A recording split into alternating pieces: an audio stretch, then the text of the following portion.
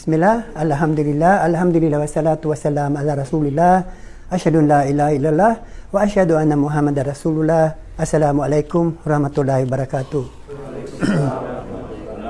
Ang papuri, pasasalamat, pagdakila sa ating tagapaglikha kay Allah subhanahu wa ta'ala sa araw na ito, araw ng Biyernes, at alhamdulillah isang pagsasama ng kapatiran at pagdagdag pa rin ng kaalaman. So sa araw na ito ng Juma at sa pagkatapos ng Salatul Juma ay narinig natin ang sermon o ang mensahe ng imam sa araw na ito.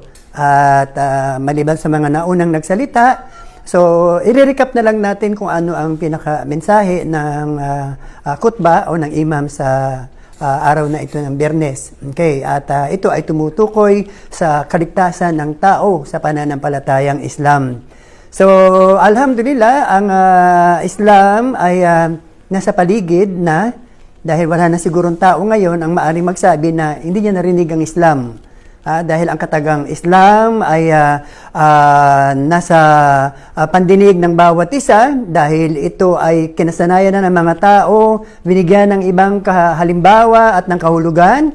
At marami ang mga tao sa labas ng Islam na binigyan ito ng hindi magandang kahulugan. Idinidikit ang mga katagang terorismo, idinidikit ang salitang jihad o digmaan, idinidikit ang pagmaltrato. So ang lahat ng mga ito ay mula sa mga tao na walang kaalaman tungkol sa Islam. So inshallah sa pamamagitan nito, ng programa na ito at mga kaalaman ibabahagi natin ay mabura at umabot sa kanila ang pangunawa kung ano ang dati nilang pananampalataya, ang pananampalatayang Islam. Okay, at narinig din natin ang mga kataga na salitang Muslim. At alhamdulillah, sa social media ay nakikita natin ang pag-usbong o ang paglago ng pananampalatayang Islam dahil sa dami ng mga tao na yumayakap sa Islam. Okay, so alhamdulillah uli sa maririnig nila ngayon ay magkaroon sila ng karagdagang kaalaman at inshallah ay mabilang sila sa mga alipin ni Allah na tinatawag na mga Muslim. So sa araw na ito, ang imam ay nagbigay ng buod ng mensahe ng Islam. At ano ang buod ng mensahe ng Islam? Ito ang sinabi ni Allah sa loob ng Quran. وَمَا خَلَقْتُ الْجِنَّ وَالْإِنسَ إِلَّا لِيَعْبُدُونِ. At hindi ko nilikha ang mga jin at ang sangkatauhan, mga tao, maliban sa ako ay kanilang sambahin lamang. So dito sa kapahayagan nito sa bersikulo na ito, maliwanag na ang kadahilanan kung bakit nilikha ni Allah ang tao. Tayo. Okay? At ang mga hindi nakikita, na nauna pa sa mga tao na tinatawag na jin, okay, ay upang sambahin lamang siya. Okay? Yung emphasis dito, siya. Ang sasambahin, siya. Kasi sa ibang pananampalataya, ang kanilang sinasamba, iba. Okay, pero dito maliwanag siya, si Allah lamang ang sasambahin. Okay? At sa pagsamba, maliwanag ang sinabi, ang kahulugan ng pagsamba sa salitang Arabic ay tinatawag na ibada. Okay? Kaya ang isang tao na alipin ni Allah, na sumasamba kay Allah ay tinatawag na abdullah mula sa salitang ibada. Abd, ibig sabihin alipin. Okay? At ang salitang ibada o pagsamba, at ang dahilan bakit tayo nilikha ni Allah, ay ang anumang gawain, nakapaloob dito ang mga dasal, ang panalangin. Sa Islam, hiniwalay ang dasal at panalangin. Ito yung kaibahan ng Islam sa ibang reliyon. Yung dasal at saka yung panalangin hiniwalay. Kasi sa ibang reliyon, yung dasal at panalangin, iisa lang ang kahulugan. Okay? At ang pag-aayuno, kawang gawa, paglalakbay o anumang mabuting gawa na inalay sa kaniyang tagapaglikha. Ang tinutukoy ay si Allah. So anuman ang mga bagay, gawain, salita man o kaisipan ng isang tao, na pag ito ay gagawin niya para kay Allah, lillah, ibig sabihin para kay Allah, for the sake of Allah, para sa kasiyahan ni Allah, ang tawag doon, ibada. Ibig sabihin, pagsamba. So gumagawa ang tao ng pagsamba. At sino man ang gumawa ng pagsamba, para sa ating tagapaglikha, para kay Allah, umasa tayo na makamit ang kaniyang kasiyahan. At yun ang purpose ng pagsamba. Ang makamit natin yung kasiyahan ni Allah. Dahil pag nakamit natin ang kasiyahan ni Allah, ang kasunod nun ay ang gantimpala mula sa Kanya. At ang tawag sa mga gantimpala na nakukuha natin mula kay Allah sa mga pagsamba na inalay natin sa Kanya, sa Ebanghelyo, ang tawag doon, mabuting gawa. So yun yung tinatawag na good deeds. Yun yung tinatawag na mabuting gawa. At ang mabuting gawa, iyan ang haharap sa atin. Yan ang ilalabas sa atin. Yan ang mga inilista ng mga anghel sa tagiliran natin. At yan din ang titimbangin sa araw ng paghuhukom. At yun ang huling hustisya, yun ang huling paghuhukom kung saan ang bawat isa sa atin makakamit ang ating mga gawa. O ang gantimpala o ang parusa ayon sa ating mga gawa. Okay? So, inshallah, naging malinaw. Kaya, dahil inutusan tayo ni Allah na sambahin lamang siya, actually, ang totoo, hindi niya kailangan ang pagsamba natin. Hindi niya kailangan yung dasal natin, hindi niya kailangan yung kawang gawa natin, hindi niya kailangan yung pag-aayuno natin. Tayo ang may kailangan sa Kanya. Anong kailangan natin? Ang tayo ay pahintulot, ang tayo ay Kanyang ipasok sa Kanyang paraiso. Okay? At para mangyari yun, so kailangan sambahin natin siya para makamit ang gantimpala at yun ang kondisyon para makapasok tayo sa Kaniyang paraiso, ang mabubuting gawa. Okay? Kaya, nagbigay siya sa atin ng pamamaraan. At ang pamamaraan kung paano natin siya sasambahin, ito ang binigay niya sa ating pananampalataya. Ang tawag doon, Islam. Kaya ang Islam, ang pamamaraan kung paano natin sasambahin si Allah. Paano? Sa pamamagitan ng pagsuko sa Kaniyang kalooban, sa pagsunod sa Kaniyang mga kautusan, at sa Kaniyang kagustuhan. At ang kumpletong kahulugan ng Islam, ang paglayo din sa mga ibinawal ni Allah. So yan ang complete na kahulugan ng salitang Islam. Okay? Pagsunod sa Kaniyang kalooban, kautusan, kagustuhan, at lumayo tayo sa Kaniyang ibinawal. At ang nakakagulat, ang resulta ng dalawa. Ano man ang gawin natin dito, parehong gantimpala ang makukuha natin. Pag sumunod ka sa utos ni Allah, gantimpala ang nag-aabang sa iyo. Pag lumayo ka sa ibinawal niya, gantimpala pa rin ang nakalaan sa iyo. Bakit? Kasi sinabi niya kanina, ang hangad ko ay magaang para sa inyo. So ganito niya pinagaang sa atin ang pagsamba. Ganito niya ginawang magaang sa atin kung bakit niya tayo nilikha at makapasok sa Kaniyang paraiso. Ano man ang gawin mo, paraan para makapasok sa Kaniyang paraiso. Okay? At ang salitang Islam sa pagsunod sa utos ni Allah, sa pagsuko sa Kaniyang kalooban, ay magdudulot sa atin yung tinatawag na kapayapaan o kapanatagan. Magiging panatag lamang tayo kung ang ating kahilingan, kung ang ating mga pangangailangan, kung ang lahat ng ating inaasam ay ibibigay sa atin ni Allah. At lahat ng ito ay mapapasa atin kung sasambahin lamang natin si Allah sa pamamaraan na inutos niya. Okay? Kaya ito ang ibig sabihin ng salitang Islam. Mula sa salitang salam, ang ibig sabihin kapayapaan, kapanatagan. Paano mo makakamit? Sa pagsunod mo kay Allah. Okay? At ang pagsamba, may kondisyon. Para tanggapin ni Allah ang ating mga pagsamba. So, dapat pumasa siya sa dalawang kondisyon. Kaya ang una, intensyon.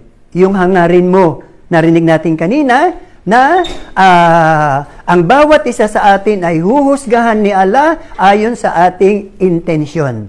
Inamal amalu bin niyat. Ang ibig sabihin, ang lahat ng ating mga gawa ay huhusgahan, kagantimpalaan, ayon sa ating hangarin. Kaya ang unang kondisyon ng pagsamba, dapat ito ay para kay Allah. At dapat ito ay hangad natin ang Kaniyang kasiyahan, at hangad natin ang Kaniyang gantimpala. At ang tawag sa intensyon o sa hangarin na ang bagay na yun ay para kay Allah, ang tawag dun ay ikhlas, dalisay. Ang pagiging dalisay sa iyong mga pagsamba para kay Allah. Yun ang ibig sabihin ng ikhlas. Dapat purity, dapat sincere ang ating pagsamba. Ito ay para lamang kay Allah. Okay? At ano ikalawa? Okay? Ang ikalawang kondisyon, mayroong dalawa ring bagay. Okay? Ang una, dapat ang pagsamba nakapaloob Dapat ang pagsamba ay ayon sa kaniyang mga inutos na nakapaloob sa kaniyang huling kasulatan. Ito ang Quran, ang huling aklat, ang salita ni Allah, ang kabuuan sa mga batas ni Allah mula sa unang propeta hanggang huling propeta. Okay? At ang ikalawa, dapat maliban sa utos ni Allah, dapat ito ay sa kanya sa pamamaraan na inutos niya. At ito ang pamamaraan ng mga propeta. Ang tawag dun, sunnah. Ang pamamaraan kung paano ginawa, inutos, at binilin sa atin ng Propeta Muhammad sallallahu alaihi wasallam. Okay? So yan yung unang kondisyon. Okay? Ang bawat gawa, huhusgahan ayon sa intensyon. Inamal amalu biniyat. Okay? At ang pangalawa, kaya ang Islam, ito ang pamamaraan ng pamumuhay dito sa mundo at paghahanda para sa susunod na buhay na walang hanggan. Ito ang kaibahan ng Islam sa lahat ng relihiyon. Bakit? Kasi lahat ng relihiyon, ang kanilang hangarin ang tao gawing mabuti. Meron ba kayong alam na relihiyon na nagtuturo sa tao maging masama? Lahat ng relihiyon tuturuan ang tao maging mabuti. So, kasama ang Islam doon. Pero ang kaibahan ng Islam, sa lahat, lalahatin na natin. Ito ang tanging reliyon na ibinigay ng Diyos bilang pamamaraan ng pamumuhay dito sa mundo. Kaya bakit? Wala ko alam na reliyon na nagtuturo sa mga tao kung paano matulog, kung paano maligo, kung paano kakain, kung paano makipagtalik. Walang ibang reliyon na magtuturo kung paano ang tamang pagdarasal. Ang pagdarasal, kung paano ang panalangin. So, ibig sabihin, ang lahat ng aspeto ng pamumuhay dito sa mundo, ito ang kaibahan ng Islam sa lahat ng relihiyon. Lalahatin na natin. Bakit? Kasi wala tayong mababasa sa kanilang mga pinagkukunan ng kaalaman kung paano sila tinuruan magdasal.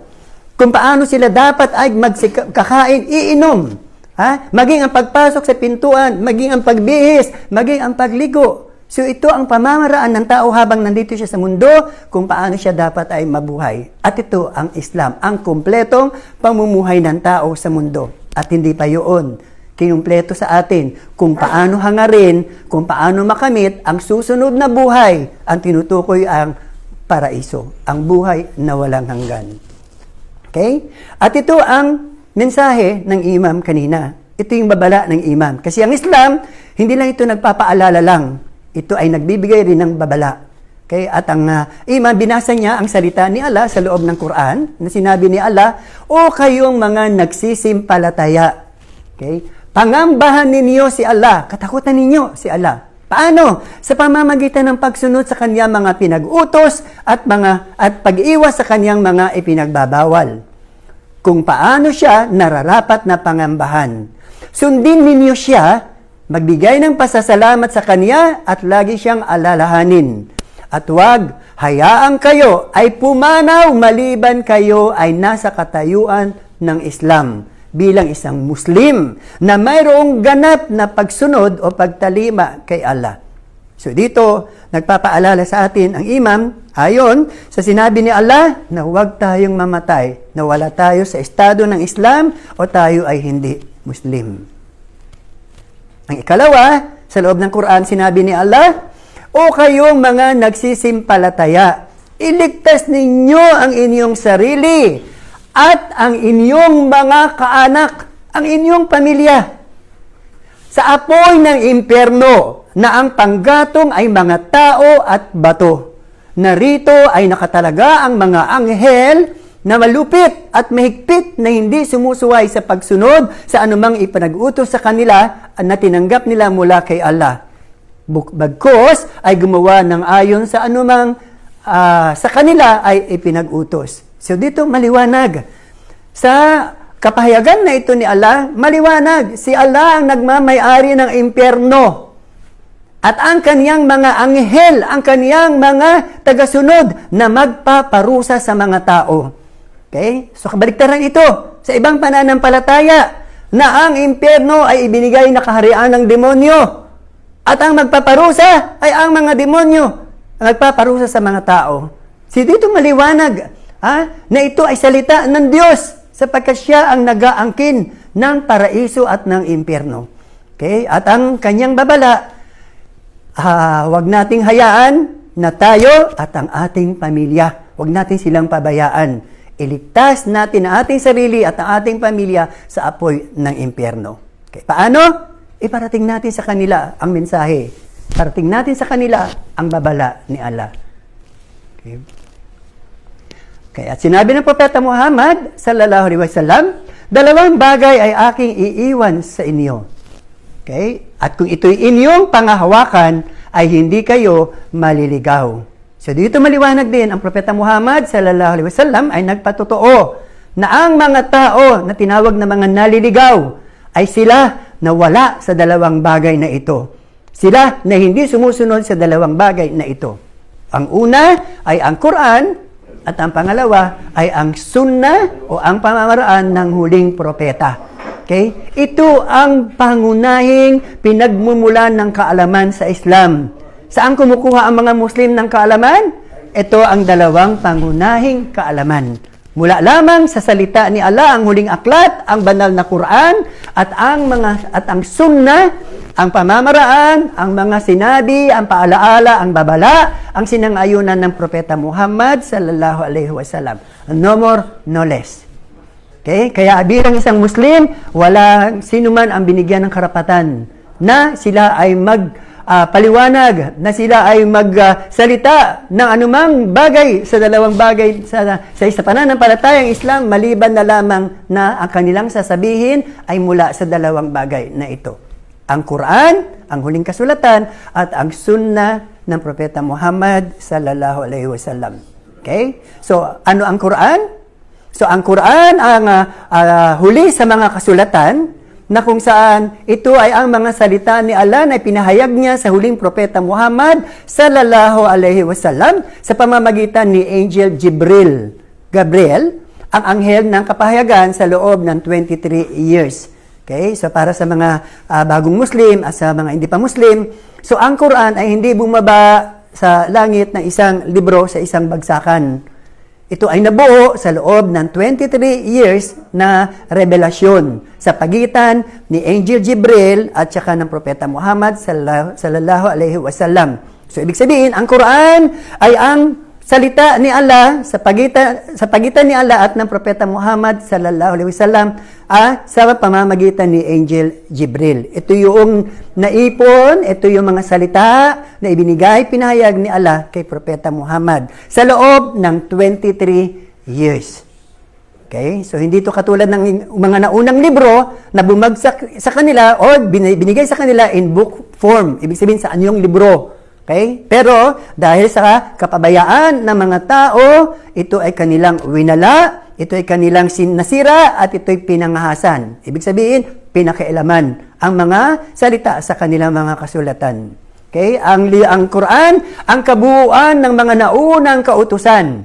Ibig sabihin, ito yung compilation, ito yung pinagsama-sama. Ito yun na yung buong salita ni Allah mula sa unang propeta hanggang huling propeta. Walang halong salita ng sino mang tao.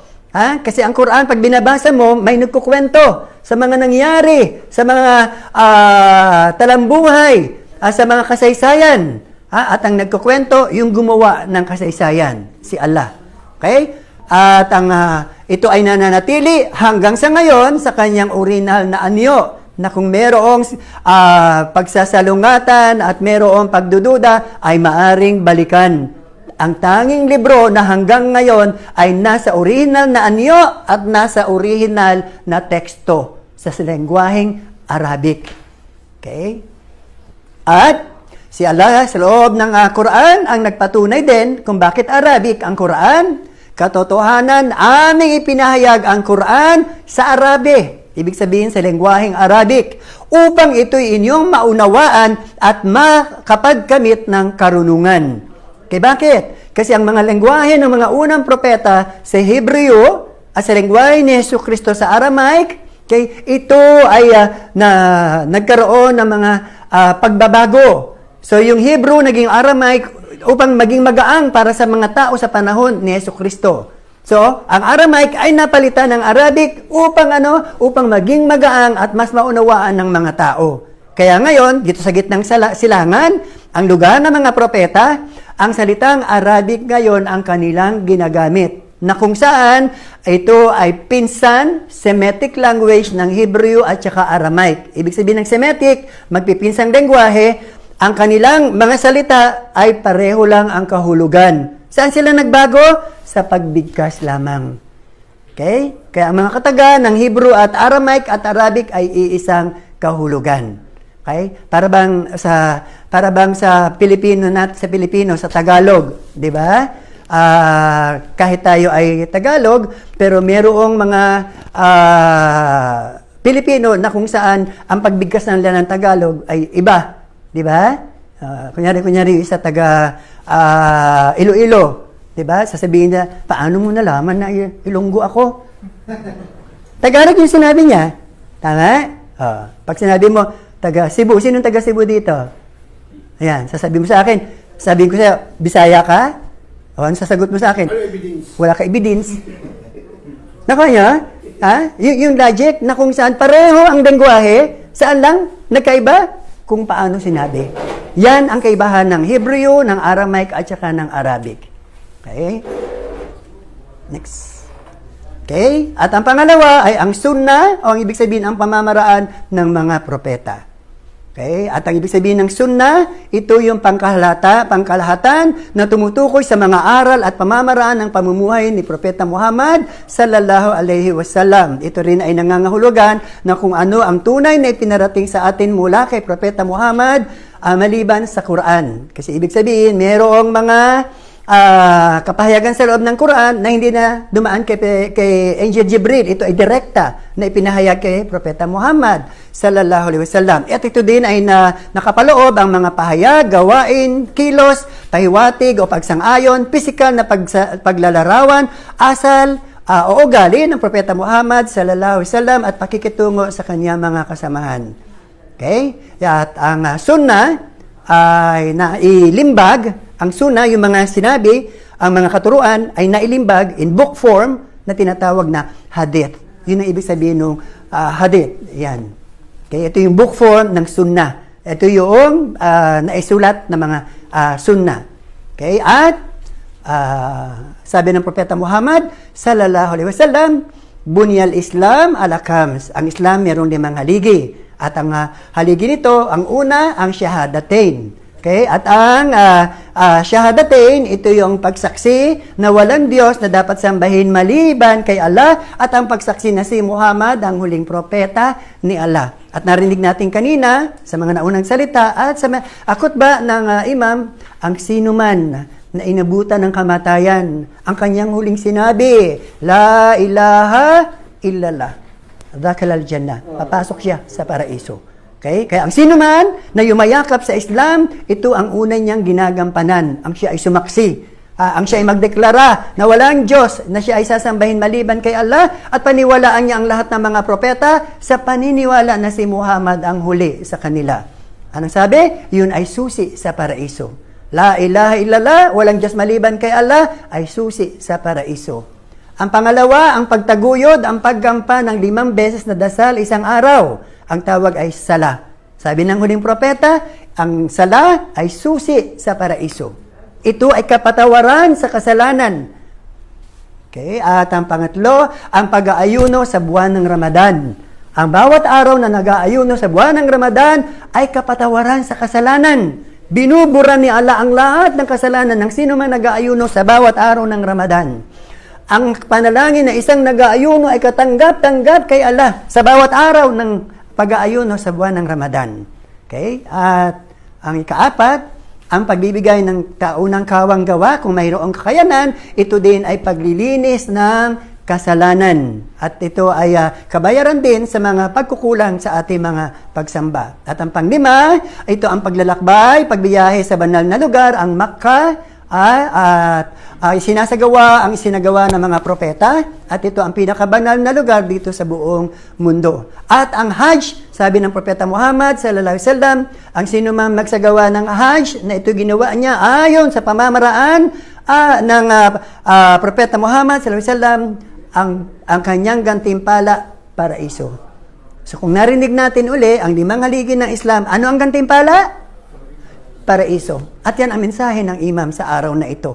Ang Islam, buburahin ang kasalanan ng tao. Ang Islam, ang paraan para ang tao makapasok sa paraiso sa pagsunod sa mga utos ni Allah. Okay? Sabi ni Allah, Al-yawma akmaltu lakum dinakum wa atmamtu alaykum ni'mati wa raditu lakum wal Islam dina. Sa araw na ito ay ginawa ko ng ganap ang inyong din, ang inyong reliyon. Kinumpleto ko ang pagkakalugod o ang kasiyahan sa inyo at pinili ko para sa inyo al-Islam bilang inyong reliyon. Sabi ni Allah, bilang paalaala, inna dina indallahil Islam. Ang tanging reliyon, tatanggapin lamang ni Allah ay ang Islam. At ang babala ni Allah, sino man ang magnais ng ibang reliyon maliban sa Islam, kailanman hindi ito tatanggapin sa kanya. At sa kabilang buhay, siya ay mabibilang sa mga talunan. So, katakutan po natin na tayo ay mabilang sa mga iyon. So, inshallah, sa pamamagitan nito ay mapaabot natin ang mensahe ng Islam sa mga hindi pa Muslim at sa mga bagong Muslim. Magpatatag ito sa inyong pananampalataya at madagdagan ang ating takot kay Allah at hangarin ang kanyang gantimpala ang ipasok tayo sa paraiso. Assalamualaikum warahmatullahi wabarakatuh. Allahumma rzuqna al-ilma an-nafi' wal-'amal as-salih warzuqna al-ikhlas fi al-qawl wal-'amal ووفقنا لما تحب وترضى اللهم آمين